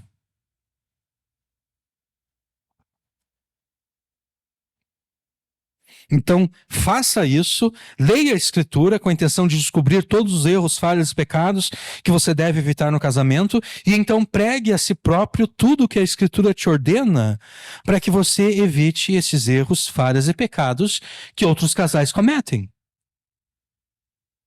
E mesmo ainda solteiro, prepare-se para o casamento. Né? Você solteiro, observe os casais ao teu redor e observe os problemas que eles estão enfrentando e descubra na palavra de Deus como resolver esses problemas, para que quando você casar, você não precise ter os mesmos problemas que eles.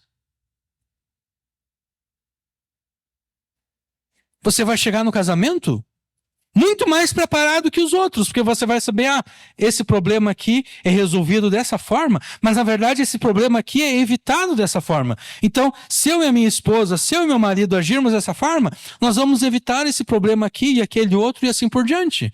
Você vai ter um casamento muito mais feliz do que os casais ao teu redor.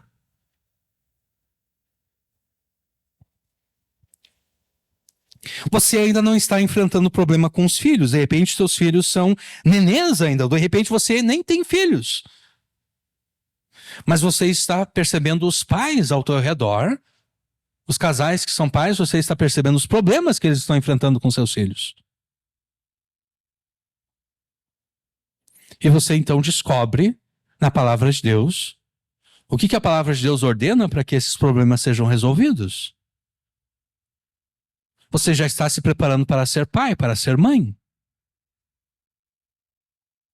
Você não vai precisar, na hora, lá, quando o seu filho adolescente resolve se rebelar, e agora, o que eu vou fazer? Não, você já sabia que os filhos adolescentes têm a tendência de se rebelar, e você, antes mesmo deles nascerem, você já sabia como você deveria criá-los desde que eles eram bebês, para que fosse menos propenso que eles, ao chegarem na adolescência, se rebelassem. E ainda que eles se rebelem, você já sabe como deve agir.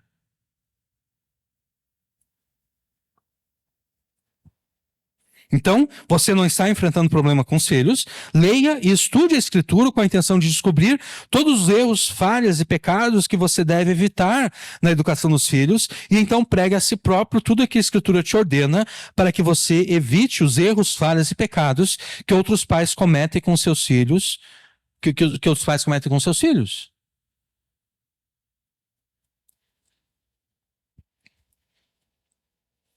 Considere, então, os seus problemas, dilemas e oportunidades. Desculpe, considere os teus problemas e dilemas como oportunidades que Deus te dá para que você aprenda a viver santa, inculpável e irrepreensivelmente.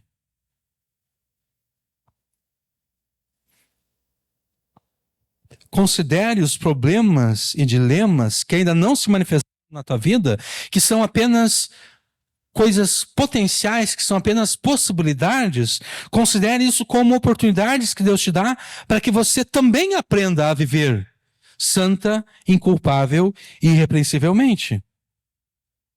Além de pregar a si próprio, você também não deve desprezar o culto a Deus e a pregação da palavra de Deus, que é feita por ocasião do culto público a Deus.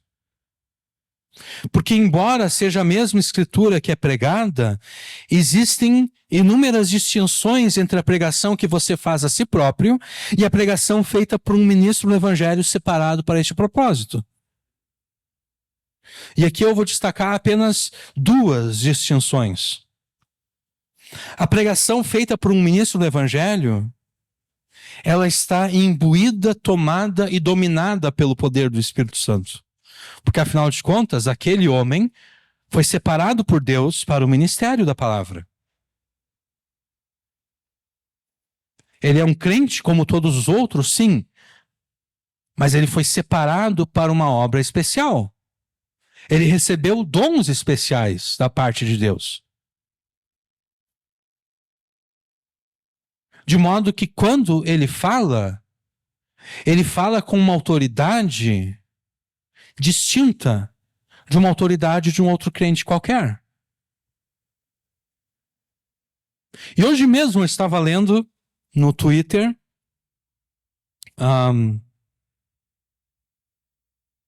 eu achei interessante um pastor norte-americano colocou a influência que um pastor, um pregador tem na vida das pessoas. E ele contou uma experiência que ele teve quando ele era mais jovem, quando ele recém tinha iniciado no ministério, e como uma palavra que ele falou sem pensar, ele não raciocinou muito acerca daquilo que ele falou. Aquilo que ele falou mudou a vida de uma outra pessoa. E esse pastor crê que não mudou para melhor.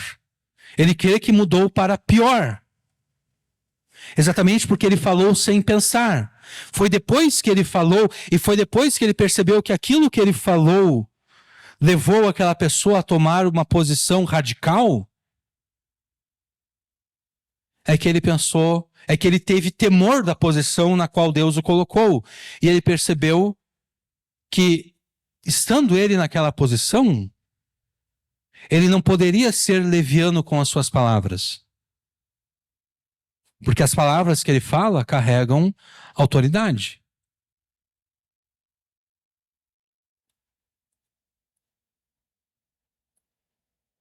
A pregação feita por um ministro do evangelho, separado para esse propósito, está imbuída, tomada e dominada pelo poder do Espírito Santo.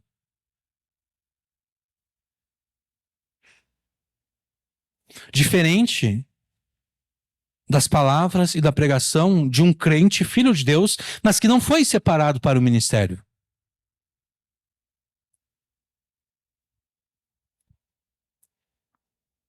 A pregação feita por um ministro do evangelho, ela é mais certeira e ela é mais aplicativa, uma vez que o ministro da palavra de Deus recebe de Deus uma visão mais ampla da realidade e da Escritura. E isso eu posso atestar.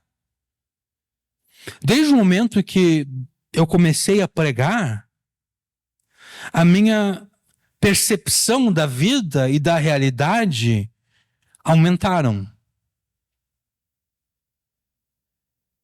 Muito mais do que era antes. Agora eu consigo fazer conexões que antes eu não fazia. Eu consigo ouvir as palavras de uma pessoa aqui e eu consigo perceber que as palavras daquela pessoa vão causar problemas para ela no futuro. Porque aquelas palavras pressupõem ideias e pensamentos que são contrários à palavra de Deus.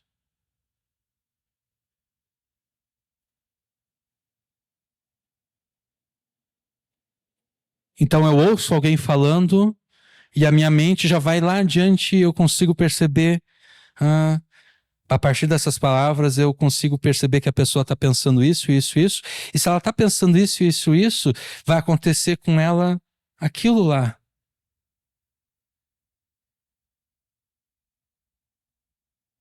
É por isso que a pregação feita por um ministro do Evangelho, ela é mais certeira e aplicativa. Porque quando ele lê um texto bíblico, e quando ele lê aquele texto bíblico no contexto dentro do qual ele está vivendo, ele percebe todas as implicações daquele texto e todas as aplicações daquele texto para a vida das pessoas que o estão ouvindo. Então pregue a si mesmo a Escritura, mas não despreze a pregação da mesma Escritura que é feita por ocasião dos cultos públicos a Deus que são celebrados neste lugar. Porque além disso, há um princípio bíblico que as pessoas tornam-se semelhantes a quem elas adoram. A adoração implica um processo de transformação. No Salmo 115, o salmista fala dos ídolos, das nações, que tem boca, não falam, tem olhos, não veem, tem ouvidos e não ouvem, tem nariz e não cheiram, tem mãos e não apalpam, tem pés e não andam, e som nenhum se sai da garganta. Então ele fala o seguinte: tornem-se semelhantes a eles, tornem-se semelhantes a esses ídolos, os que os fazem e todos os que neles confiam. Você se torna semelhante a quem você adora. Você se torna semelhante a quem você cultua. Deus te reconciliou para que você seja santo. A página virou aqui, para que você seja santo, irrepreensível e inculpável. E o objetivo de Deus é que você seja santo, irrepreensível e inculpável, é exatamente porque Ele é santo, irrepreensível e inculpável. Porque Jesus é santo, irrepreensível e inculpável. Ou seja, o objetivo de Deus que você seja santo, irrepreensível e culpável é para que você seja semelhante a Ele, o teu Deus e Pai, e a Jesus, o teu Salvador. De modo que se você não despreza o culto a Deus, se você cultua a Deus, aquele princípio age a teu favor. Você se torna semelhante a quem você adora, a quem você cultua. Se você cultua a Deus, você se tornará semelhante a Deus. Você se tornará santo, irrepreensível e inculpável. Mas se você não cultua a Deus, se você não faz questão de cultuar publicamente a Deus, você está abdicando dessa oportunidade de ser transformado um pouco mais para ser semelhante a Deus. Você está abdicando dessa possibilidade de se tornar mais santo, irrepreensível e inculpável. Mas pior do que isso.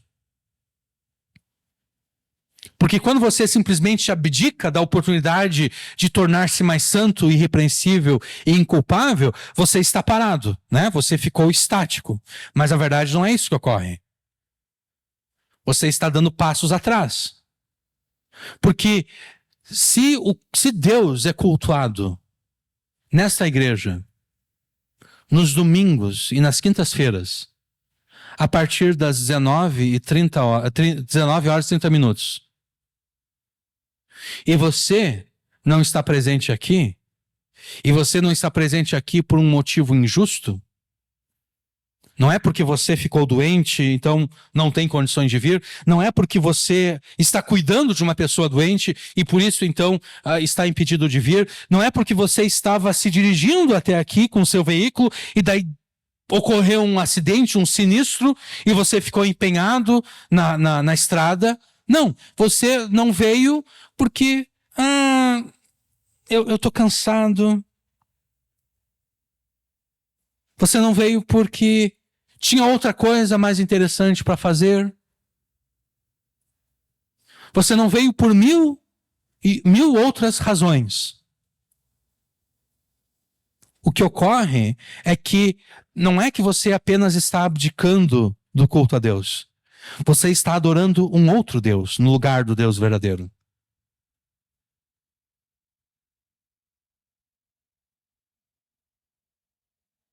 É isso que nós aprendemos a partir das festas do Antigo Testamento, né? Todo o povo deveria comparecer diante de Deus na Páscoa. Aquele que não comparecesse diante de Deus na Páscoa deveria ser excluído da congregação de Deus, deveria ser morto. Por quê? Se eu não estou adorando o Deus que nos libertou do Egito, eu estou então adorando os deuses que nos mantinham prisioneiros no Egito. Se eu me recuso a adorar o Deus verdadeiro, é porque eu estou adorando deuses falsos. Porque da mesma forma que o teu coração e a tua mente não fazem jejum, você também não faz jejum de adoração. Ninguém se isenta verdadeiramente do culto e da adoração. Você sempre está adorando e cultuando alguém. A questão é quem? Quem você está adorando? Quem você está cultuando?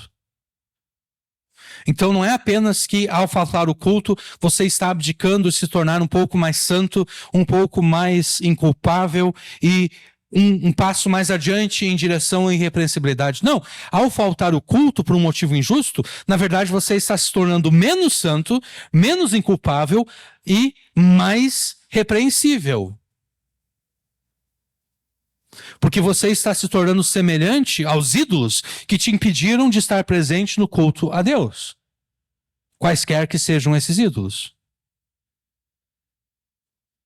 Então, não despreze a palavra de Deus e nem o culto a Deus, que são os meios determinados por Deus para que você aprenda a viver santa, inculpável e irrepreensivelmente. Não te interponha entre Deus e o objetivo dele em te reconciliar com ele. Porque ele vai ficar muito mais do que chateado com você. Muito mais do que chateado. Não se atreva nem ouse se afastar do objetivo para o qual Deus te reconciliou com ele mesmo. Pregue a Escritura a si próprio. Pregue a Escritura a si próprio para que você não se afaste do objetivo de Deus ao te reconciliar com ele, para que você seja santo, inculpável e irrepreensível. E toda vez que você estiver considerando a possibilidade de eu não vou ir no culto hoje, pregue a Escritura a si próprio. Pregue o Salmo 115 a si próprio. Semelhantes aos ídolos, sejam feitos aqueles que os fazem e aqueles que os adoram. Se eu não vou no culto hoje, por que eu não vou no culto hoje? Eu não vou no culto hoje porque eu estou muito doente e não posso ir? Ou eu não vou no culto hoje por outra razão qualquer, por um outro ídolo qualquer na minha vida? Pregue a Escritura a si próprio, para que você seja santo, inculpável e irrepreensível. Amém.